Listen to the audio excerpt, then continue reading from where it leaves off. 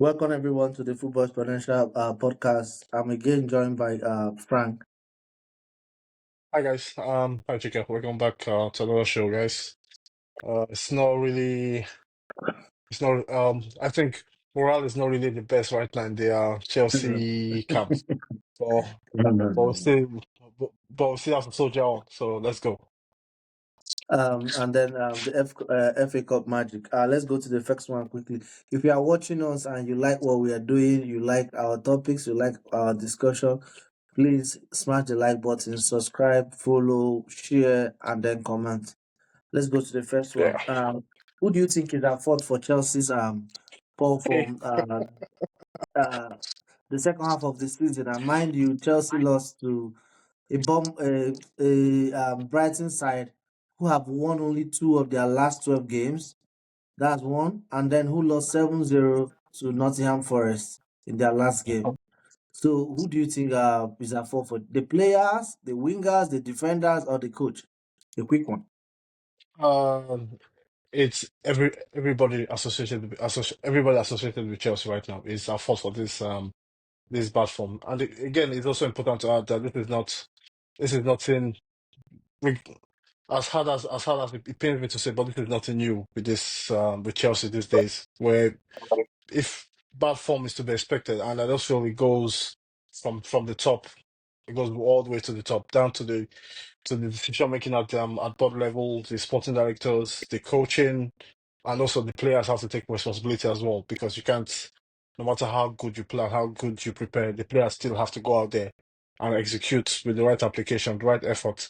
And I also feel yesterday, especially yesterday's the weekend's game against Brighton, what really disappointed me the most because so I feel like I'm quite fair when I look at football results, and it's always I can understand losing a football game, but it's always how you lose the football game. You understand what I'm saying? And Yeah. it's more, and I saw it at a point where, Brighton scored a as- second goal at 50, like 54 or 60 yeah, something minutes. exactly, So they had and 30 even and minutes if to equalize. and even way before the second goal, because I could sense the second goal coming because it looks like a game where Chelsea didn't turn up for that game at all. That's the best way to say it. And it's very unfortunate because it is the FA Cup, because we've seen with results that have unfolded so far. Liverpool out of the cup, Aston out of the cup. This could have been a good opportunity to get a good silverware. But I feel overall with Chelsea's issue, it it's a concoction of events, not just. And again, and I also add, because a lot of Chelsea fans are doing this revisionism where they tend to just put all our woes in recent years, in the last 3 years, that's down to this new ownership, down to this new ownership. We've lost what we used to be. We're no longer Chelsea of the past. We are a different team now. But it's also important to say that we've been on this downward spiral for the last, I feel personally, for the last 10 years. Where we are right now is as a result of how we've performed and how we've been an unstable club for the last 10 years. And just because I was doing a research, reading a lot of tweets, and I came across this little point. Chelsea have no domestic trophy in the last 7 years, no league titles in the last 9 years, and two European titles in 13 years. And it speaks to exactly the kind of club Chelsea have been. And I feel like, and I know it's as much as it was a very significant moment in the club's history winning another Champions League trophy. But I feel that Champions League trophy then has masked a lot of issues at the club for a long time. Because the issues we still have now, in terms of having a bad goalkeeper or a goalkeeper that's not good enough, we had them 5 years ago. We are having a bunch of overpaid or expensive attacking players that are underperforming. We had the same problem 5 years ago, even further than that, even all the way back to when guys like Didier Drogba left the club and was replaced by Fernando Torres. The only consistent striker we've had in the club that scored goals consistently since Drogba left Chelsea Football Club was Diego Costa, and that Mhm. was way back when. And after and close to Diego Costa in terms of performing in the league and the numbers in the league, it's Tammy Abraham, then you have Jackson. And this is a club that spent more than, I feel, off the top of my head, I feel since 2012 we spent roughly about half a billion on attacking players. And like I count on one hand how many of them have been successful at this club. So it's not just a problem about signing players. I just feel the culture at the club is really bad. And it's and this is where I bring the fans in, because I feel the fans also play a part in this as well. So there's a big divide at Chelsea, and it has been there. It's been there for a long time, and I feel that divide um only got more significant with the appointment of Sarri. Where Yeah, if you can remember quite clearly, there were a lot of there were large portions of our fan base that did not want Sarri at the club. They didn't have time or the patience for Sarri's football. I remember them singing or chanting during Chelsea's home games, "Fuck Sarri ball." This is how Chelsea fans received what Sarri was trying to implement. You can have your opinions about Sarri if he's a good coach or not, or if his style is good or if his style is bad. But ultimately, he's a good coach. We can agree on that. But I just feel our overall identity is a club that has been built on short-term success. because Where that's if it. it's not working in 6 months, if it's not Tear working in down. 6 months, you make a decision, bring in another guy. You get that extra good performance in 6 months. You win a cup or two. That is fantastic. Then you win and repeat. But doing as I was doing my notes before we record, it just dawned on me that right now if we don't correct or we don't have this course correct, not just in terms of the ownership and the sporting rights, I'm talking about the fan base specifically. If we don't correct our if we don't pull together and see that this infighting, this is separation, this divide in the club is only going to lead one way, and I feel where we're going to be is in 5 years from now, we'll still be in the same place. Because when Who you get into this period where will be what? Like Everton or West Ham, who always feel they are no, better than no, what not they are. Everton, not Everton or Tottenham or West. I feel Tottenham. Like with what Tottenham right now, that's what's going to be our destiny in the next few years if we don't change But ideas.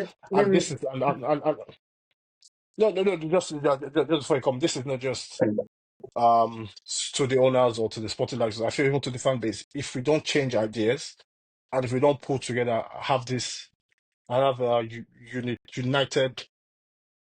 Because I understand you can criticize performances, results from match days and all that, but I'm seeing people on social media having Pochettino revisionism. People that are saying we were better under Pochettino than we are right now.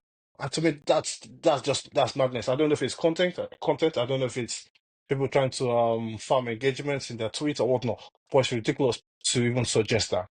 Because no matter how bad we've been this season, trust me, we are a lot worse Yeah, but last season. Pochettino got to two finals. That's where the argument might Yeah, come from. yeah, yeah, yeah. That's true.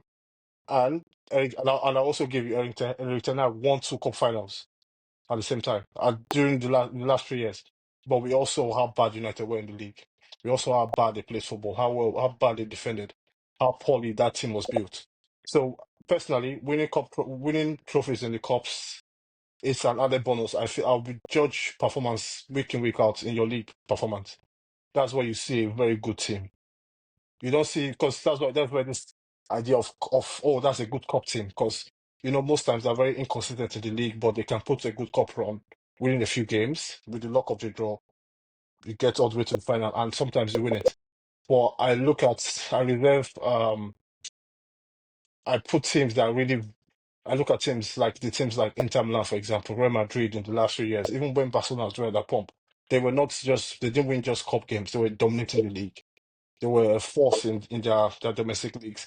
And even when Chelsea were at our pump, when all the trophies we won, or the good seasons we had, we were not really we were not really blessed to win cup competitions, but we were strong in the league. Our first Premier League title, I know we won the Carling Cup, then the Premier League title, but a lot of people don't remember that Carling Cup. We look at our performances in that league that season. This is almost 20 years ago, where we conceded 15 goals in a full season. How we played, how strong, how dominant we were in that league and during those times. But I feel if you want to judge, because ultimately, so you're telling me, say hypothetically, Maresca wins an FA Cup and finishes where that finishes, will you call that a good season? If with an FA Cup or Conference League, because also we're still in the Conference League and we're favourites to win the Conference League. If we win the Conference League, is that enough? Yeah. But I Well, still look at I want to I want to say something. This is what I feel. I might be wrong, but as a Chelsea fan, I feel that Chelsea, the concept of the new Chelsea, started not from the Yeah, day Roman bought Chelsea, but to me, it started from the day Chelsea beat Arsenal in the quarterfinal of the Champions League. I remember that night. Because before that season, yeah. Chelsea hardly beat Arsenal. It was Under United they were beating under Claudio Ranieri. But under Claudio yeah, Ranieri, yes. But it was still Roman who was the coach, yeah, who was the owner. For the first yeah, time, yeah. Chelsea That got to the was semi-final of the Champions League. That was 2000, I think 2003 Champions League, 2003 to 2004 Champions League. Maybe yeah. because quarterfinal was 2004 because they beat Arsenal in the quarterfinal. They went to the I semi-final where they lost met Monaco. Monaco. Oh yeah, where Morientes Yeah, messed everything up. But they yeah, didn't win any title, but for the first time, they got to the semi-final and then they beat Arsenal. The tide changed and it was never the same. yeah, Jose came in, yeah, it was never the same. Even if Chelsea are having a bad season, the records are not really bad as regards teams they are beating. The only exception was under Scolari, where everything went down south. But immediately he was sacked, Chelsea returned to winning ways because yeah. Yeah, we Chelsea won were a unbeaten, unbeaten at home yeah. for some games like 39 games or whatever. No, Scolari came in. yeah, Sir? yeah. So I believe it was about I 76 or forgot. nine games we were unbeaten. Yeah, Yeah, I it was remember. good. I remember vividly. It was Because a defeat Solari was against sacked Liverpool. very early. He was sacked early. He went off. Chelsea continued to dominate. It was Ancelotti. It was when I mean I don't mean winning title. I mean there are some games you expected to win. You understand? After that, it ended. Another person came in. It's Ancelotti came in, yeah, but everything changed under Conte to a large extent because for the first time, Arsenal beat yeah, Chelsea for a very long time. Even Gus Hiddink in the second time, in the third time, or even the third time he came that Chelsea finished 11, Arsenal were still unable to beat Chelsea. They were still unable to beat Chelsea. But Conte came in, lost to Arsenal two times. He lost to Arsenal in the FA Cup. He lost to Arsenal in the League Cup that Arsenal hammered Chelsea 3-0. It was a change of guard, but Chelsea still won the Premier League, but mm, it was Conte never won one club. It was two draws with club. It was yeah. only Tottenham he beat. So you understand, Chelsea we are used to dominating. He never won club. He never. I could remember that he didn't win club. It was two draws, two draws. Then he won Tottenham. He won Okay, Manchester United. He didn't win club. Arsenal got the better of him. okay. So ever since then, to Sarri, to Lampard, every is no longer what he used to be. It, yes, is No, he a steady decline? Yes, it's a steady decline. But this decline right now, I put it to you, is that Maresca is learning on the job. Because yeah, and see, yeah, yeah, you're looking at how many games, like 10 games, and he has won only two. And if you look at the two teams he has won, Chelsea are not stable defensively. I don't buy into Chelsea are but not United where so many players are too big for the club. I feel these boys are young boys. Like they go to any team, they play well. Chaloba has proven that they might not win the league title, but they are better if you watch them with the eye. Enzo is not as bad as they make him. And look at Enzo's yeah, stats. Enzo has a better start than Declan Rice this season. If you look at stats only, Caicedo has a better start than Gomez this season. So all I'm trying to say is that the coach is still looking. You can accuse Noni all you want. You can call Neto. Neto to me is like the Neto to me is playing like the Cunha I saw at Hertha Berlin and Atletico Madrid before he became the Cunha of Wolves. He can't even dribble a man. He's yeah, just putting up yeah, crosses. You look at Sancho. hmm Sancho have been the same. The two yeah. players I'll never defend in Chelsea, Sancho No, and Felix. I'll never no. defend them See, because they no, have a no. big See, sample size that I no, can no. say Sancho and N- Felix. No, because it's because where I am right now is quite cold out there. If you really want my head to be hot right now, if we let's talk about Sancho. No, If you no, want no. my head to be hot right now, let's talk about Sancho. But you know what? Let's move on. Let's just round up. Let's just round No, up because we have a lot of things to talk. So just give me your okay. last piece for that. But I feel chill, like you say, okay, Maresca. I feel for me, Maresca has shown me enough. That even with the bad times, I still trust in his identity and his overall approach to high football. But I feel, regardless of the coach, what Chelsea need the most, what the players need the most. Because think about Enzo Fernandez has been at Chelsea for 3 years now, and he's had 4 coaches. He's had 4 different managers already. And if you compare that to the same time frame to Bruno Guimaraes at Newcastle, for example, who developed into a fantastic player alongside Isaac and Tony Gordon under one coach, under one identity, under one voice. You see what you're seeing right now. Because sometimes and I feel with this players, it's not just players go up, their form goes up and down, but their situation changes every day. But I feel if you don't have that right environment for players to thrive in, it will be tough. It will be tough. It will be tough for you to show anything. I feel if you bring the best of players right now to Chelsea, you'll still see most of them struggle week in, week out, because that's still the club is still finding its feet in this new situation. And again, my message to Chelsea fans is, see, the old days are the old days. If you're comparing Chelsea now to Chelsea of the past with Roman Abramovich, you just only depress yourself, because that Chelsea is no longer here anymore. But the Football has owners have moved to on be from forced. that The from owners that have to from be that forced.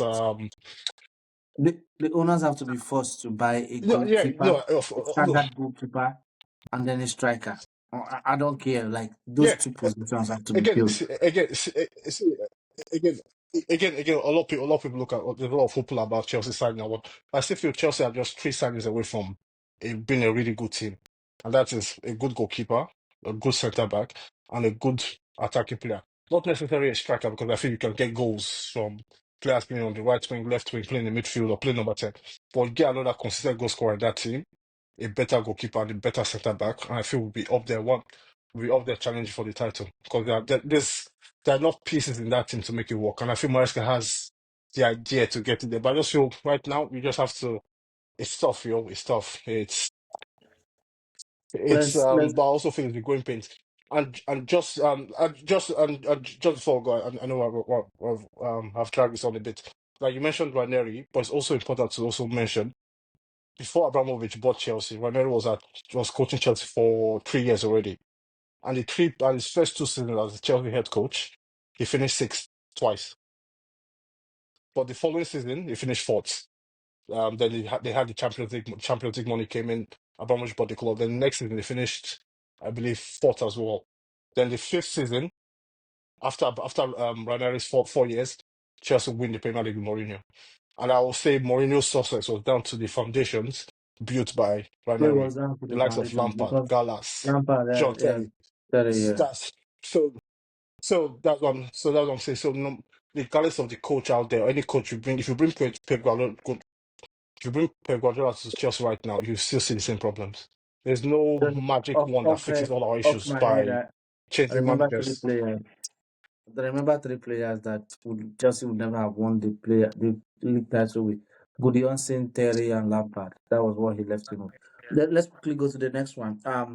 Exactly. Um, do you think Liverpool lost 1-0 away to Plymouth Argo in the FA Cup? So do you think the Um, loss proves that Liverpool are not invisible? uh, well, I won't say invisible, because I don't think Liverpool are invisible, obviously. But I feel it proves how stretched they are. And it proves, like, because you see, it shows you why in the last about 20 or 30 years, only 2 teams have won treble in the Premier League. It's incredibly hard to do, where you have to focus on 4 competitions at the same time. And I also feel like, because I saw the lineup today, there's a lot of rotations, because they have a Premier League game midweek. As it sent out the message like this game is it's not exactly like this. That you don't obviously don't go out to lose a game, but it's a game like you just showed where their priorities are right now, where they are prioritizing getting 3 points the next few days are at Everton, and just securing that Premier League title as early as possible. Because but again, I don't feel a lot of Liverpool fans right now will be they won't like it, but I think in the grand scheme of things, this defeat is just it's not I won't say a welcome defeat, because you don't necessarily want that. But I remember with Klopp's early years at Liverpool, he couldn't wait to get out of the FA Cup early enough. He always went out first or second round. They went in. They were in one game, they out second game, because he just because you prioritize and with with intensity they play, and the squad is not necessarily the biggest of squads compared Yeah. to other teams around. I feel they just is a balancing act because they had a fantastic performance this past few days ago where they just demolished Tottenham at home. They made it to the Carling Cup final. So it's just a situation where you you prioritize another the Premier League over the cup, and it's unfortunate. But for Plymouth, Argyle is a fantastic result. Whenever you get the chance to welcome a Premier League team to your home ground and you do beat that Premier League team, especially a team that has been in fantastic form like Liverpool, it's always nice and always shows what the FA Cup is about. But I feel for Liverpool, it's just I feel you can frame this defeat as just get a distraction off your mind.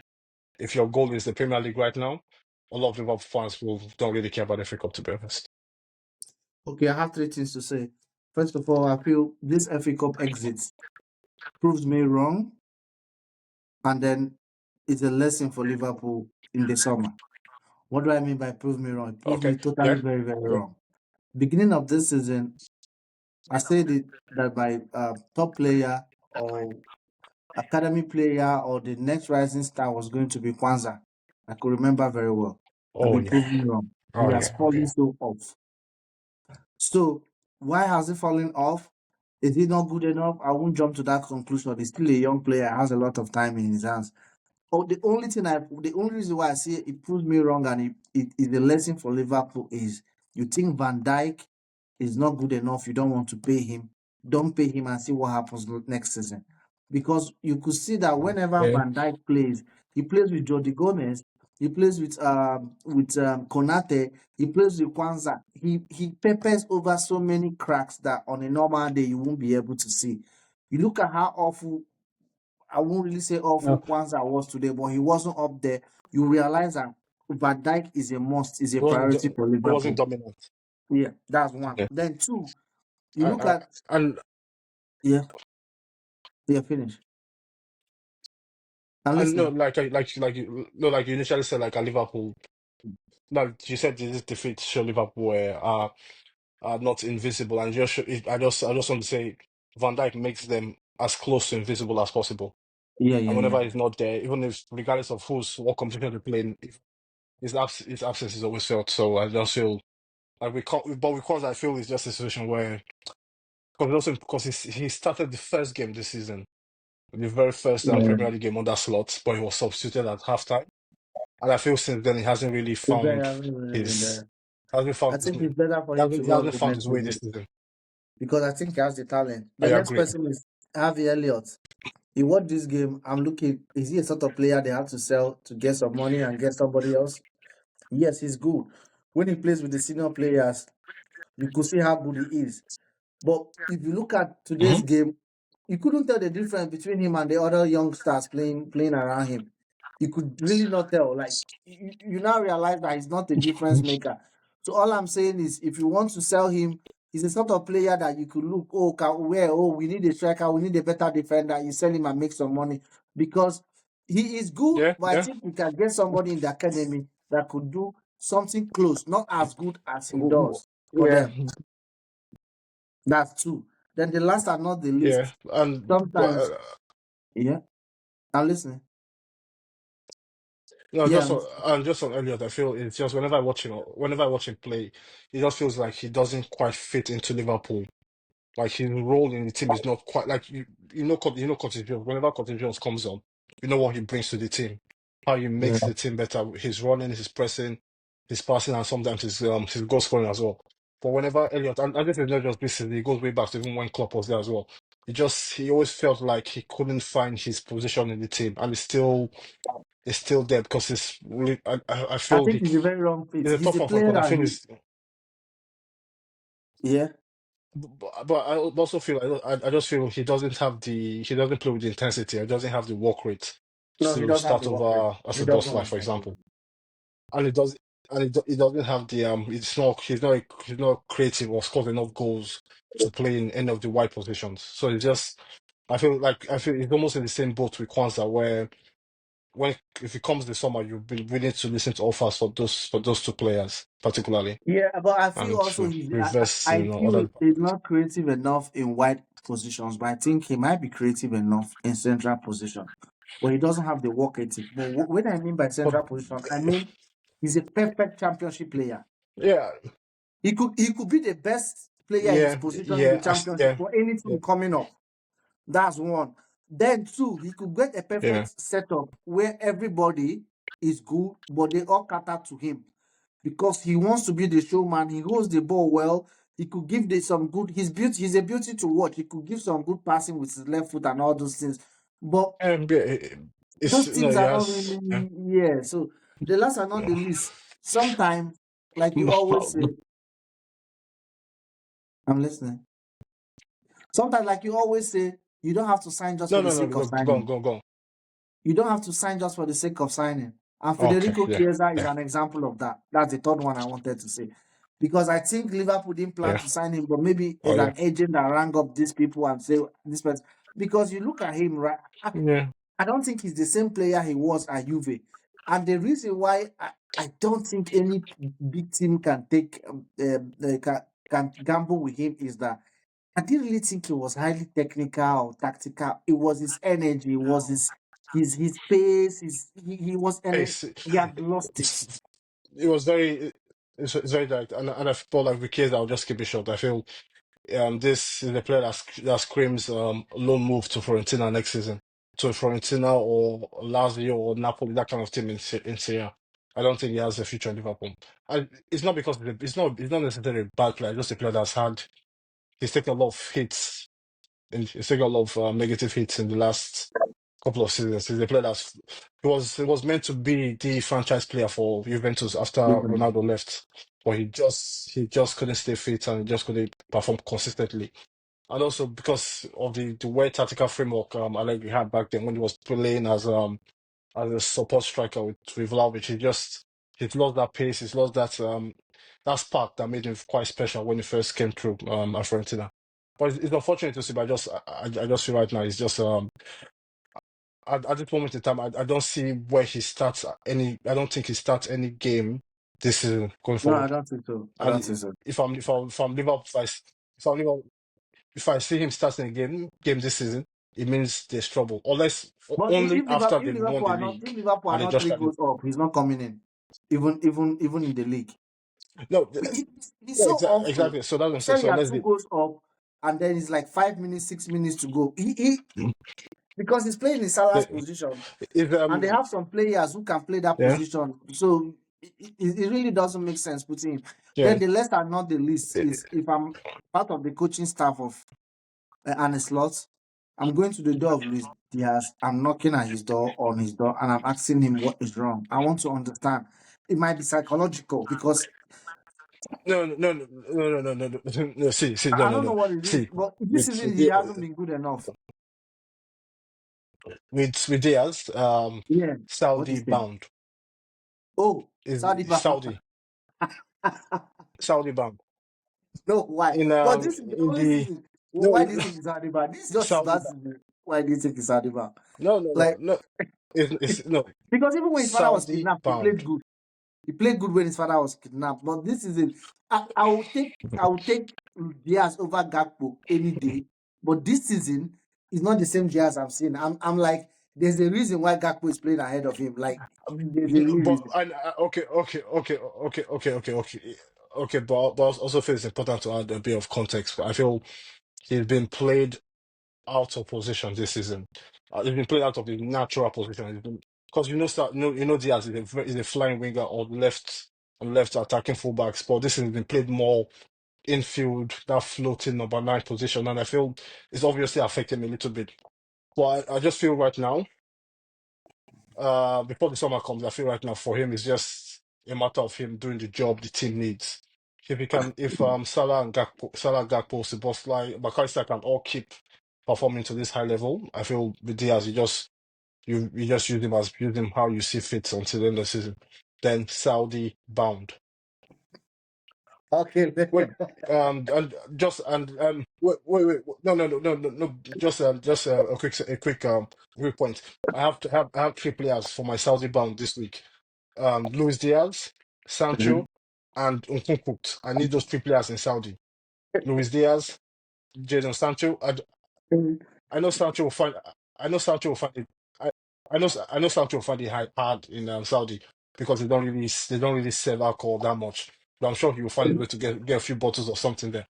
So Sancho Saudi bound. They are Saudi bound. Nkunku Saudi bound. I'll personally pay Sancho's price. I can't wait to see him. I don't think he's Hmm. good enough for the Premier No, League. no, no, No, his style. I don't think he's. no, I mean, no, he might be no. good, but his style doesn't fit the Premier League. His style doesn't fit the Premier League. You know, no. See, you know what? You know what? It just clicked. Sancho, forget Saudi. Chelsea should sign him automatically. I know they have this deal with United where they sign him at the end of the season. Sign him and send him on loan to Strasbourg. He'll probably let's see what he cooks at Strasbourg. In the Premier League. Let's go to the He next does one. he doesn't he doesn't he doesn't he doesn't deserve Saudi. Do you think Man U were lucky Okay. against Leicester? The Man U won 2-1. Leicester scored in the first half. The Man U equalized, but it took an offside. I think that goal was an offside from Harry Maguire to win the game Yeah, yeah, 2-1. You watch the yeah, game. yeah, What do you think about the yeah, game? Do you think Man U United were lucky?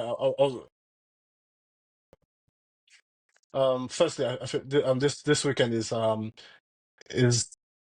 is an example of why we need VAR in English football because the poor officiating I saw this weekend across all the FA Cup games is just it's shocking. That's VAR has to stay, and these guys they need VAR. And with United, of course, I feel if you play hard, whenever you play hard, they played bad in the first half. I don't feel, and it always seems, which I keep saying, they always play badly, and they always find a level where sometimes when they say that bar is in hell, where they keep keep going down with their performances. And on this day, they got lucky with the winning goal because it's obviously offside. But I just feel with Amory right now, they feel the vibe amongst the club, the fan base, the players. It doesn't feel fresh, and of course, it's not going to feel fresh because you're having bad results. But you know when you sack a manager and you sack a manager, you get that. You see a lot of clubs get that Yeah, yeah, fresh yeah. feeling, like you see where Everton they have that. You see Everton have that fresh feeling. Move out tomorrow as a party for a little bit, but I just feel with United they've never the best they've seen or the best moments they've had under Ruben Amorim have been games against Liverpool in the Premier League and the cup win at Arsenal with 10 men. But I feel their overall performances against teams they should be beating on paper. You know, the Crystal Palaces, Leicester, those kind of teams, even Southampton, their performances have just it's been I hate to say it, but it's been worse than anything we've seen under Eric Ten Hag.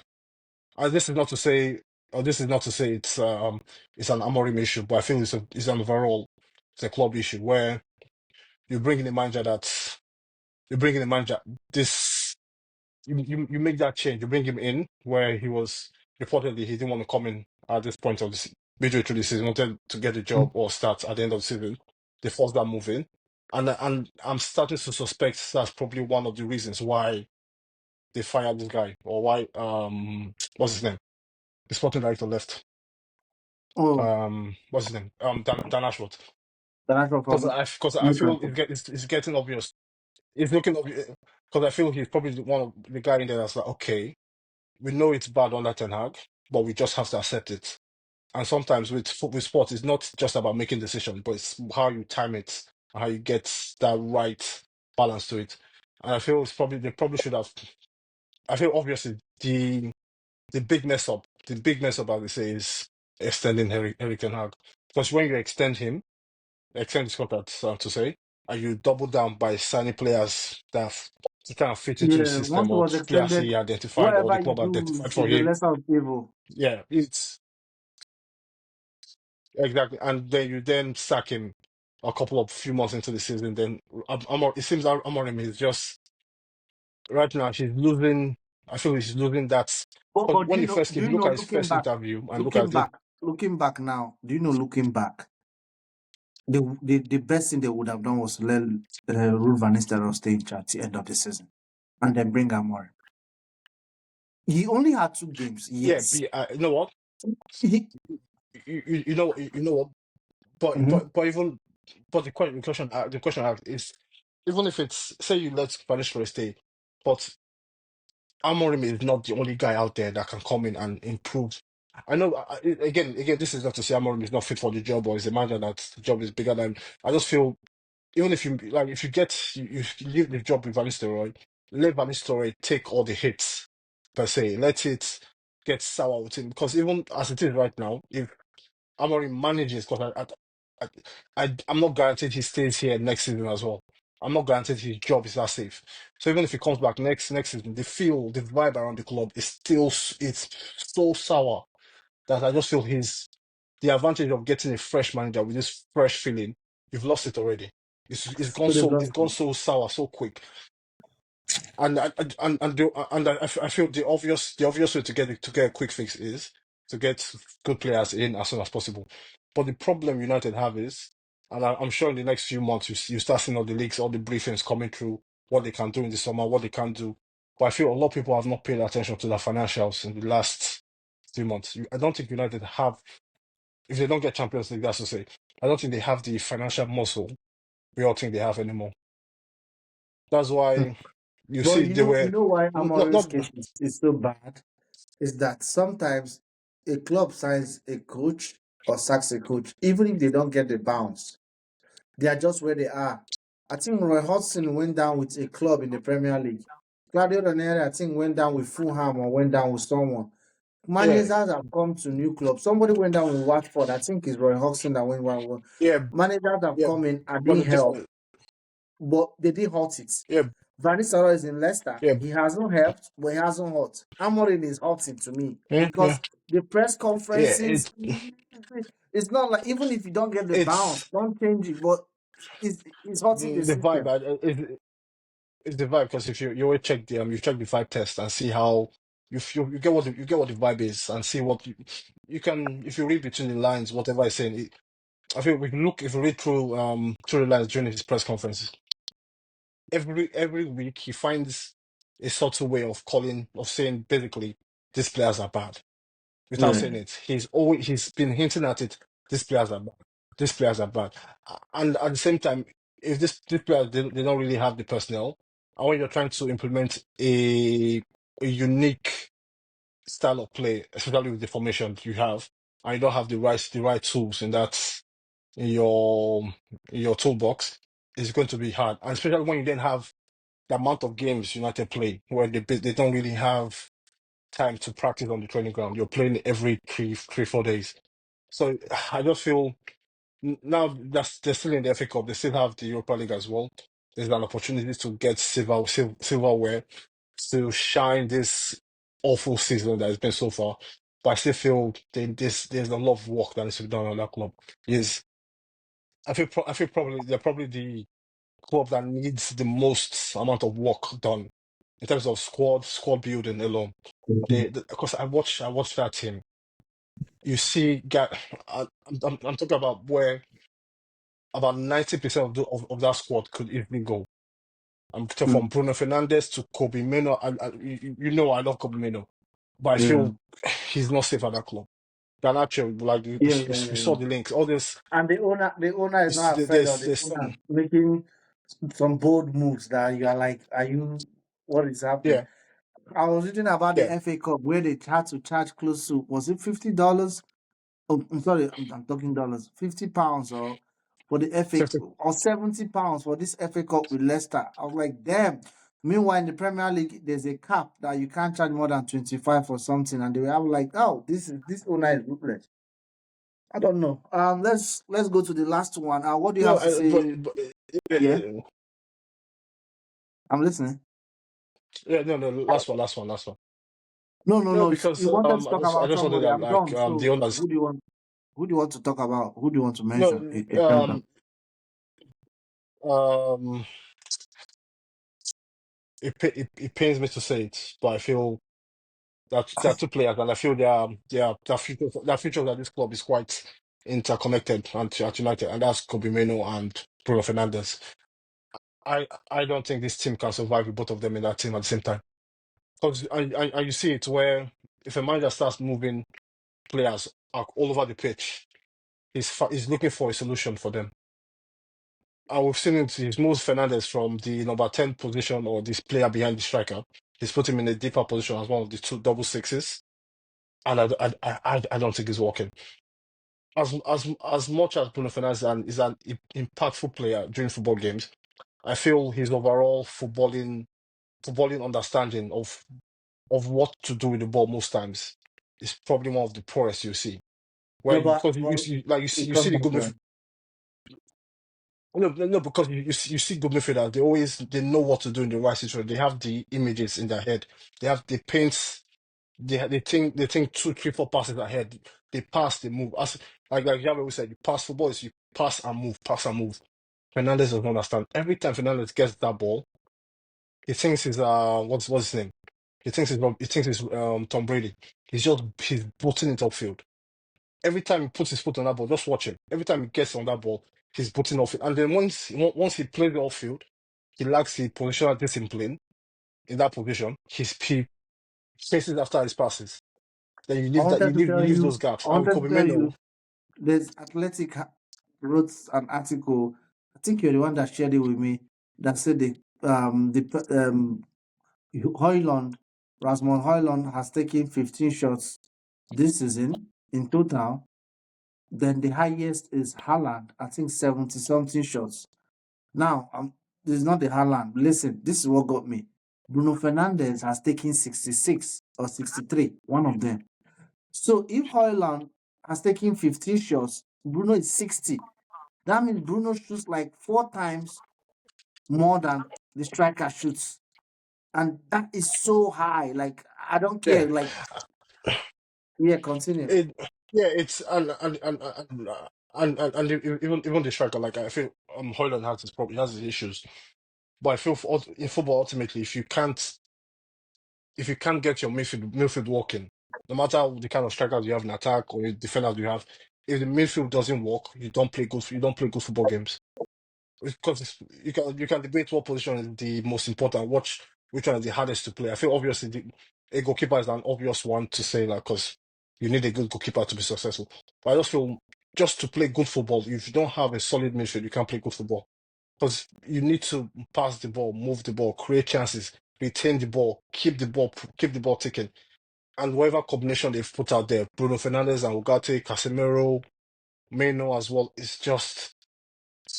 It's tough. I'm not a United fan, and I was watching the game because because you look forward to these games as from the outside because you know something could happen. But even as an observer, just watching the game, hoping for United to lose, I was not enjoying it. It wasn't a fun watch. It was Mm. just a terrible game, and they keep having terrible games. Well, again, like we said last week, the, if it continues getting this bad and they keep playing the way they're playing, the results keeps happening like this. I won't be surprised if he gets sacked before the end of the season because they've getting to the point where I feel he doesn't even want to. He's not really. No, you know what? So I No, told you guys I should come let's. in the summer. You said I should come right Yeah, now. You see, now you see what yeah, yeah. If I you understand, the reason why. exactly. You get to that point where I feel not exactly his stubbornness, but I feel he's getting a bit. He's getting frustrated. That's the best word to say, and he's trying to say this job is terrible, and we'll get terrible results for now. We need time. And if people don't want to understand that within the fan base or his superiors, I feel he might just content the whole thing. Because you know how content does it. If content is not happy, you just start seeing crazy things happen on the pitch. So next one. No, I'm done for the day. What you wanted to give a shout out or talk about somebody? 5 minutes for that, so we can round up. No Tottenham. Yeah, you know how they say like they always say in comedy. Like a good comedian doesn't punch down when he's making jokes. And that being that you don't make jokes about the um basically you People's don't make jokes downfall. about people who are in People's Exactly. downfall. Like yeah, exactly. You don't make jokes about yeah, exactly. You don't punch down basically. You don't make jokes about people underprivileged people basically. But when it comes to podcasting and as a football observer, I love punching down, and I'm going to punch down some more on one team, and that's Tottenham.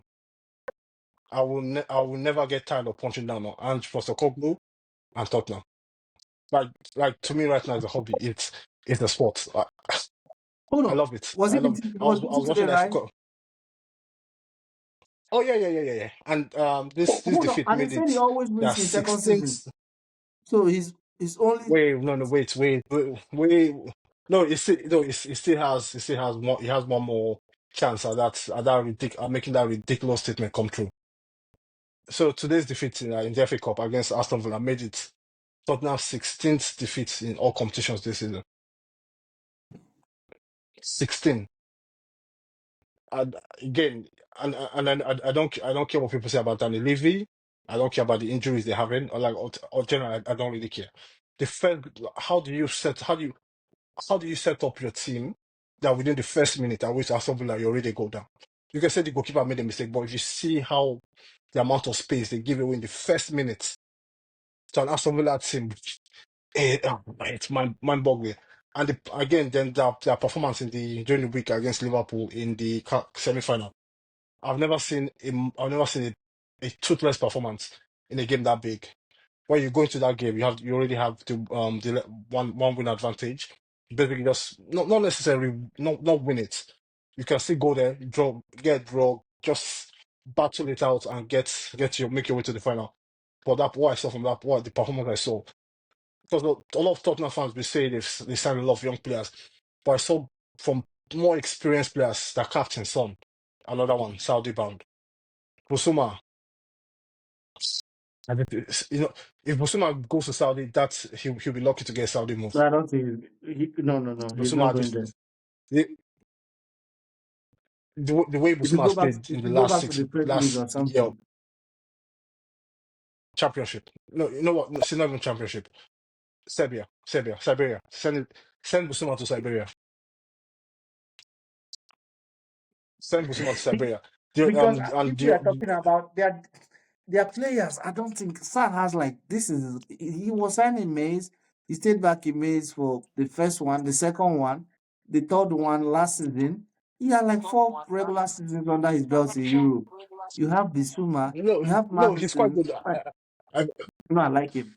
I feel out of the ball. I feel size. I feel it's quite promising, but I just feel they play in a bad environment. But with other like Mhm. Bentacore, Basuma, I don't know what they're good at. I don't think I've seen a player just routinely pass the ball to an opposition at this level But like I'm Basuma starting did to notice against something. Liverpool. Juve, the players Juve sell, with the exception of the guy they sell to Bournemouth. Like when they Yeah, sell players to you, yeah, like it's always like they know something you don't know. Because they hold on to yeah, players for a very long time. That when they yeah, sell yeah. them, That's yeah, remember yeah. I something. see. Yeah, yeah. I Remember get, I something get, but also, Santos. So is it Santos or Costa, a defender, the Brazilian defender they had, the left back Conte wanted to buy. yeah. They had Quadro Asamoah, Sandro, who was there for years. They had San, Asamoah, who was there for years. So they always use their players to the last. Cellini, Bazzagli, they always retire.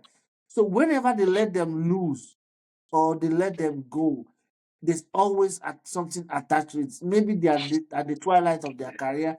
Nedved yeah. almost retired there. But it's just, Yeah.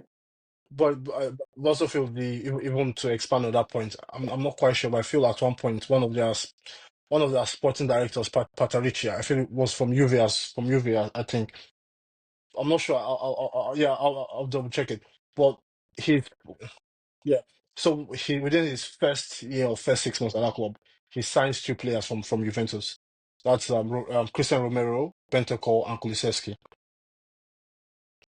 Those kind of transfers, I'm not a fan of them because you shouldn't.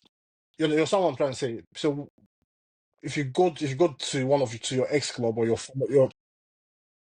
yeah, yeah, exactly. No, but also feel your if you're it's a very it's a very myopic way of looking at it. Because if you go, sometimes you can get some very good players from the because Pentagon is a good player. But I feel when you go directly to just your, because okay, I have relationship with these players and their people. I can get those deals done quicker. I know this. I know the ins and out of the operation, but I just feel those three deals. And again, let's not forget these are not cheap deals. This is we're talking about between these three players, Bentacore, Basuma, and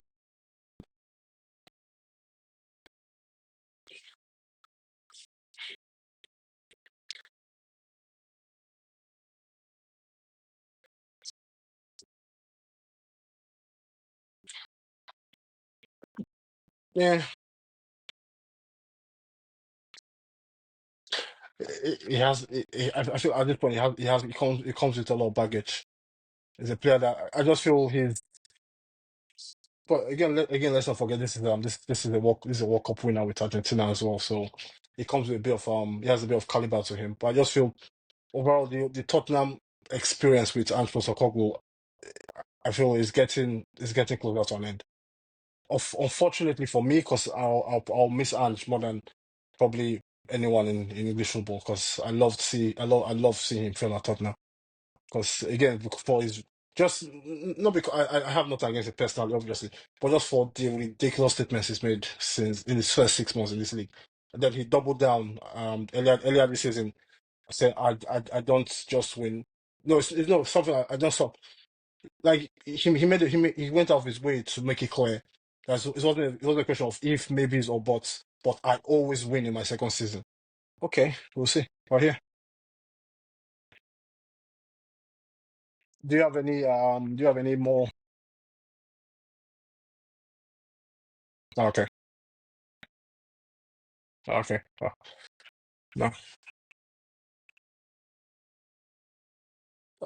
Yeah, just follow, like, share. Any if you have any interesting points you'd like us to cover, put it in the chat. If you feel we don't talk about any, if we don't talk about some clubs enough on this podcast, I know there are some people.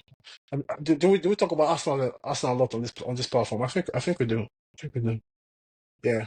No, not enough. Yeah. Yeah. Yeah. Exactly. Yeah. Yeah. Yeah. Oh, they've been average. They've been average.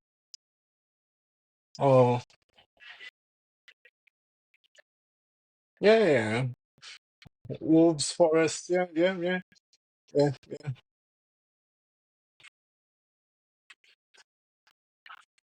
We're, tr- we're trying to get our Spanish football expert locked in, but because since Barcelona lost their status as the number one club in Spanish football, he just disappeared. It's funny. It's funny how things like that happen. It's always funny. It's funny when Barcelona went on that worst run, we stop hearing from our mates. So it's interesting, sure. But you know what? I feel the no, he knows now. He knows. Shout him, shout him out though. Shout him out though.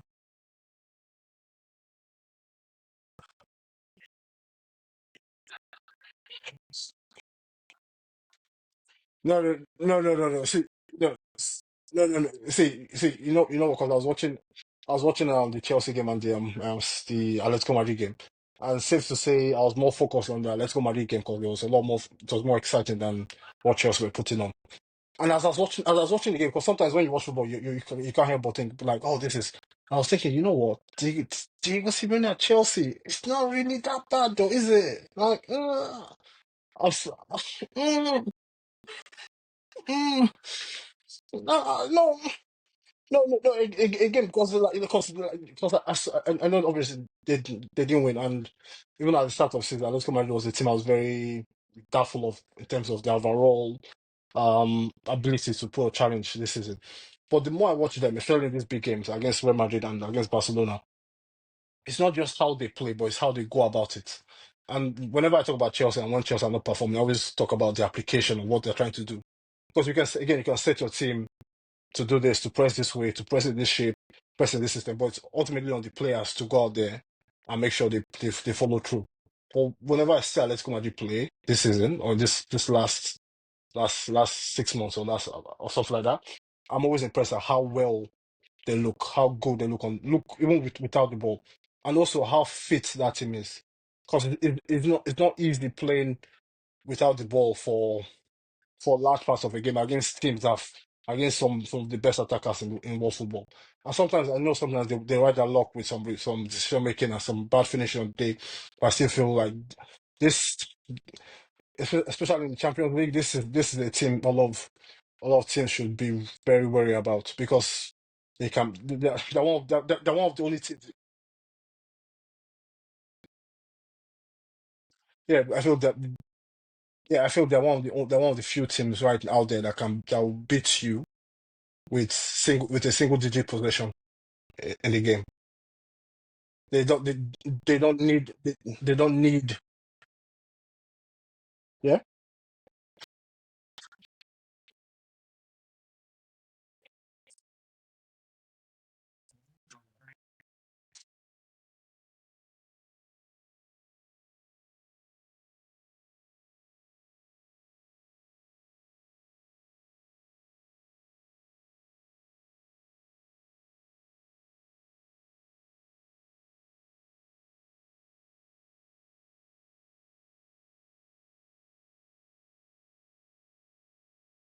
they, yeah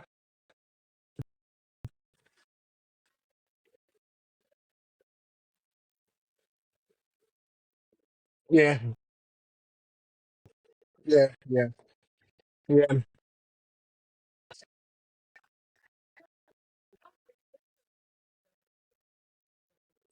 yeah and it's but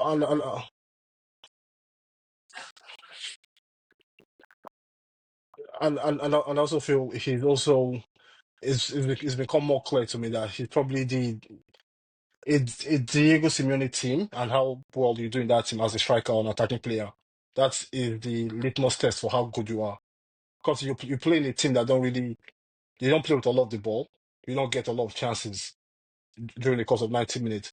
So you have to be a very well polished, a well rounded player in terms of your fitness for one. You have to because you cover a lot of ground off the ball, a lot of pressing. You have to work hard. You have to also be clinical as well because you don't get as much chances as you get in other clubs because probably gets like two, three shots per game per 90 minutes. And I feel if any striker that can't and I feel any striker that so far that's not made it at Atletico Madrid with him as the head coach is more down to that player not being as good as he's made out to be. If you understand what I'm saying?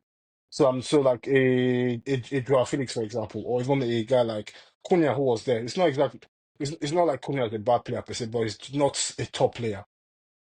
And because you see it now, you see guys like Griezmann, both Griezmann and Alvarez are both in double figures already this season. Are scoring goals for fun, and he's found a way. This is like I don't know what.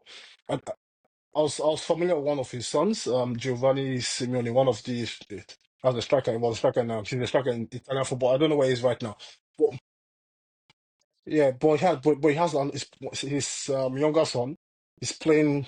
He starts for him right now, and he's scoring and creating goals on the wing from nowhere. And it's just I feel in a world where a lot of people tend to gravitate towards the Pep Guardiola school of thought when it comes to football approach, how ball domination, control, and all that. I feel it's always good to have managers like Simeone, Eddie Howe. Of course, I'll put Eddie Howe in this conversation because I feel right now he's showing his chops as a really, really good coach. And I feel it's getting to a point where I would love to see him at one of the big clubs in English football because I feel Eddie Howe he's shown the tactical flexibility, the innovation that I would love to see from Enzo Maresca at this point. But then again, this is the man that's had that time to establish his identity across a few seasons. So yeah. But again, I think that's it for today.